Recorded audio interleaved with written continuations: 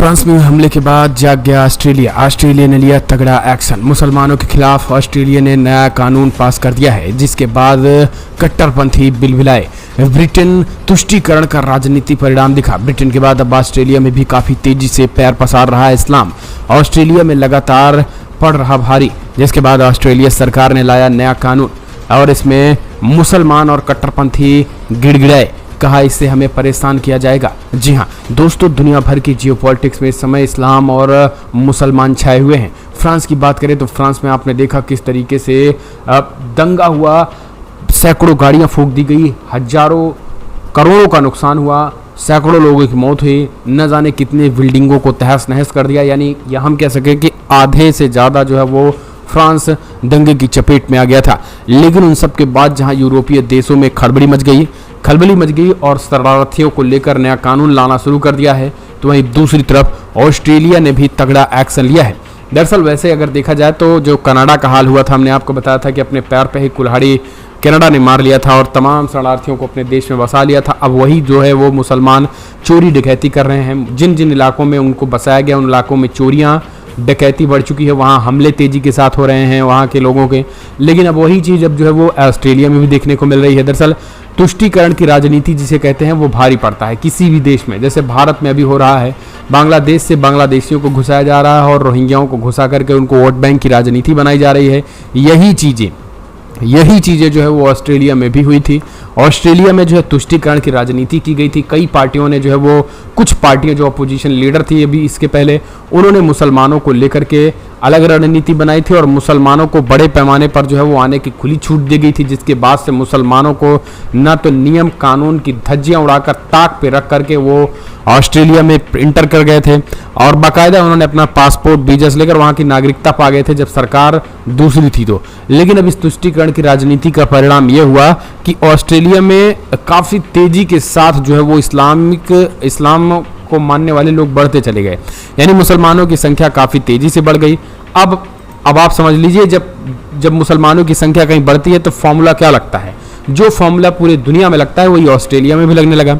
अब जैसे ही इस्लाम तेजी के साथ यहाँ प्रसारित हुई, आप हेडिंग में देख सकते हैं, जैसे ही यहाँ पर जो है वो इस्लाम धर्म तेजी के साथ बढ़ने लगा, वैसे ही इन जिहादियों की जो है वो एक्टिविटी भी स्पष्ट तरीके से दिखाई देने लगी। इनकी जो एक्टिविटी रही वो इलीगल एक्टिविटी रही, वो पूरी तरीके से कानून की धज्जियां उड़ाने लगे। और इस्लामिक कट्टरता जिसे कहते हैं, बताने की ज़रूरत नहीं है, वो कल्पना से परे है। और ऑस्ट्रेलिया में भी जो है लगातार इलीगल एक्टिविटी, और ख़ास करके उनकी महिलाएं जो है वो, उन्होंने भी हमले करने शुरू कर दिए हैं।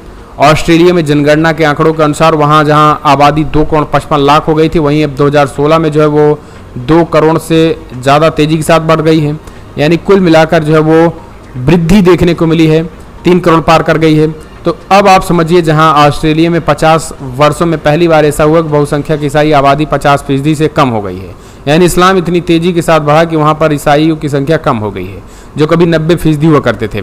लेकिन अब जो दिक्कत कर रहे हैं मुसलमान वो ये है कि वहाँ पर जो है वो इस्लामिक, खास करके ऑस्ट्रेलिया में जो नई पार्टी आई है, जिसको पीएम मोदी ने जिसे बॉस कहा था, ऑस्ट्रेलिया के नए प्रधानमंत्री ने नया कानून लेकर आए हैं। खास करके इन्हीं मुसलमानों की कट्टरता और इन्हीं मुसलमानों को जो है रवैया देख करके ये नया कानून लाया गया है। तो चलिए अब इस कानून के बारे में भी बात कर देते हैं। अभी तक तो आपने देखा कि कैसे ऑस्ट्रेलिया में जो धीरे धीरे मुसलमान बढ़े, उनकी प्रताड़ना बढ़ी और लोगों को जो है वो अब डर लगने लगा है।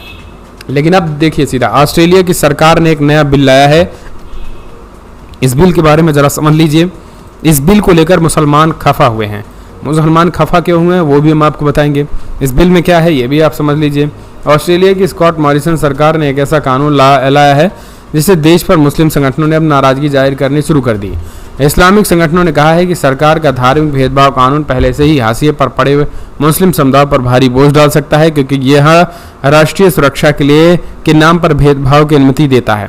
यानी इन्होंने जो कानून लाया है, इससे मुस्लिम संगठनों को जो है वो किसी व्यक्ति का दूसरे व्यक्ति के धार्मिक विश्वास या गतिविधि के आधार पर उसके साथ भेदभाव करना गैर कानूनी नहीं होगा। मसलन अगर कोई इस्लाम धर्म या मुसलमान है तो उसकी धार्मिक एक्टिविटी जो है वो किसी इलीगल या आतंकवादियों की तरह धार्मिक एक्टिविटी कर रहा है, तो जाहिर सी बात है कि हम जो है वो तुम्हें बायकॉट करेंगे। सीधे तौर पर हम तुम्हारे सामान नहीं लेंगे। अगर सपोज दैट आप भारत में देखते होंगे थूक कांड इनका चलता रहता है। अगर ये जिहादी जो है वो किसी फल में थूकेंगे, किसी सब्जियों में थूकेंगे, खाने पीने की चीज़ों में थूकेंगे, तो क्या कोई इनकी दुकान से सामान लेगा? इनका बायकॉट करेगा। लेकिन अब भारत में ऐसा है कि अगर इनका आप बायकॉट करते हैं तो ये धार्मिक भेदभाव होगा, जो कि कानूनी रूप से ठीक नहीं है।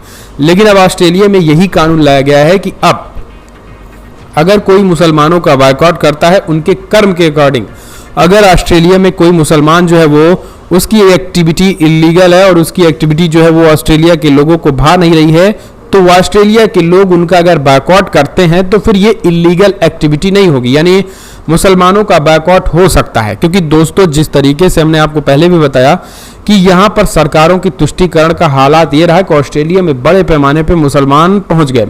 अब जब मुसलमान वहाँ बड़े पैमाने पे काफ़ी तेज़ी से पैर पसारने लगे तो वहाँ की रोजी रोटी को लेकर संकट खड़े हो गए। अब रोजी रोटी को लेकर जब संकट खड़े हो गए तो वहाँ के जो स्थानीय लोगों की जो रोजी रोटी आजीविका थी ऑस्ट्रेलिया के लोगों की, वो छिनने लगी। अब यहाँ से बाहर के गए मुसलमान जो है उन पर कब्जा करना शुरू कर दिए। तो अब बड़ी विडंबना में सरकार कि हम अपने लोगों को कैसे रोजगार दें। लेकिन यहाँ पर अब इस कानून के जरिए जो है वो अपने लोगों को न केवल रोजगार दे पाएंगे, बल्कि जो बाहर से गए लोगों का सामान कोई खरीदे या ना खरीदे, उनके थूक जिहाद में कोई फंसे या ना फंसे, उनकी जो है कट्टरता या फिर हम जिसे कह सकते हैं धार्मिक आज़ादी, जिसे आपने कभी देखा होगा कि कुरान जला दिया तो गला रेत देंगे, या फिर आपने देखा होगा कि मंदिरों और मस्जिदों से जो है लाउड स्पीकर उतरना हो, अगर ये सारी चीज़ों का विरोध होगा तो ये गैर कानूनी तरीकों में नहीं आएगा। यानी कहने का मतलब सीधे तौर पर इस कानून के जरिए यही कारण है कि अब मुस्लिम संगठन इसका विरोध कर रहे हैं। उनका कहना है कि हम तो वैसे ही हाशिए पे हैं, इस कानून के जरिए जो है हमें और बायकॉट किया जा रहा है, इस वजह से हम ये नहीं चाहते हैं कि इस तरीके के कानून लागू हों। और यही कारण है कि ऑस्ट्रेलियन मुस्लिम, जैसे भारत में all India Muslim personal law board है, वैसे ऑस्ट्रेलिया में भी एक मुस्लिम संगठन है जिसको कहते हैं ऑस्ट्रेलियन मुस्लिम एडवोकेसी नेटवर्क। इसका नाम है अमन। इन्होंने प्रस्ताव कहा है कि ये प्रस्ताव मुस्लिम समुदाय पर भारी बोझ डालेगा, जो पहले से ही हाशिए पर हैं और अत्यधिक असुरक्षित महसूस करते हैं। नेटवर्क ने मानवाधिकारों पर संसद की संयुक्त समिति को लिखा है। अधिकारियों द्वारा समुदायों या लोगों के साथ उनके विश्वास के आधार पर भेदभाव करने का कोई कानूनी औचित्य नहीं बताया। उनका काम हिंसा के जोखिम का आकलन करना और रोकथाम करने। तो नए नए बात जो है वो कहते चले जा रहे हैं। हालांकि आपको बता दें जो स्कॉट मॉरिसन है, ये भी कट्टर, ये हम कह रहे कि दक्षिणपंथी है। इसके पहले लिबरल सरकार थी जिसे सेकुलर सरकार कहते हैं। कोई भी आइए हमारे देश में सबका स्वागत है। एक धर्मशाला खोल के रखा था ऑस्ट्रेलिया में, और यही कारण है कि तेजी के इस्लाम का प्रसार हुआ। अब वहाँ पर जो है आजीविका का संकट खड़ा हो गया स्थानीय लोग, यहाँ तक कि अब वहाँ पर आतंकी हमले भी होने लगे हैं। तो ऑस्ट्रेलिया में इन सब के डर की वजह से जो है ये कानून आया, और अब ऑस्ट्रेलियाई लोग जो है वो बड़े प्यार से जो है वहाँ के जो बाहर से आए मुसलमान हैं उनका बायकॉट कर सकते हैं।